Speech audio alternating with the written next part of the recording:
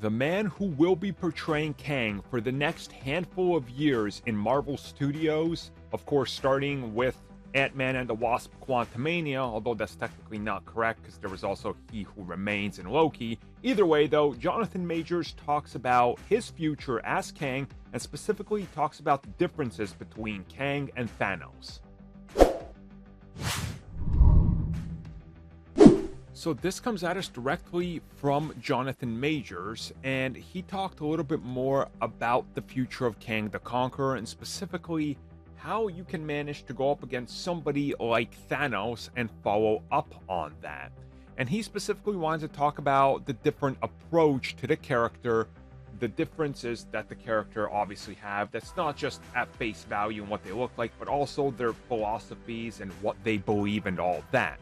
And he talked about the fact that if you look at Thanos, that was an incredible villain because you had Josh Brolin's great work as the character, and Thanos was very well defined in terms of how much time he had and what they did with him and how they proceeded with him in terms of him being a background character till he shows up. But he says that's not what they're doing here.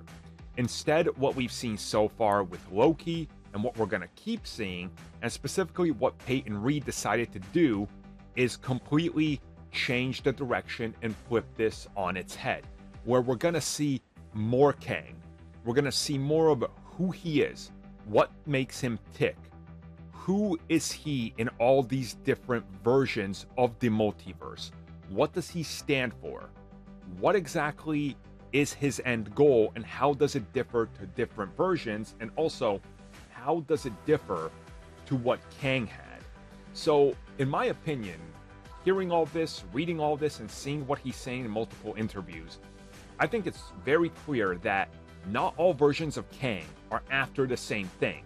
And this is already, in my opinion, very apparent when you look at Loki, for example. In Loki, He Who Remains just wanted to keep one timeline in order so Kangs could not break loose and already start to mess up the entire multiverse. He was kind of almost like, if you think about it, a good guy in the sense. Were his ways a little weird? Yeah, but he was trying to keep everybody safe, and he was trying to remain out of the limelight, if you will, by presenting these timekeepers and all these people. He didn't want the fame and all that. He just wanted to remain in his tower at the end of time, at the end of reality, and hide away, making sure that one timeline could just continue to exist without issues.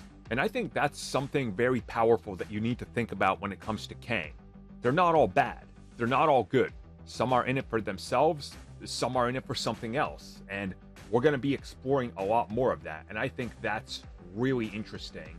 And I think it's very interesting to think about the fact that when we look at the future of the MCU, Kang is just one of many.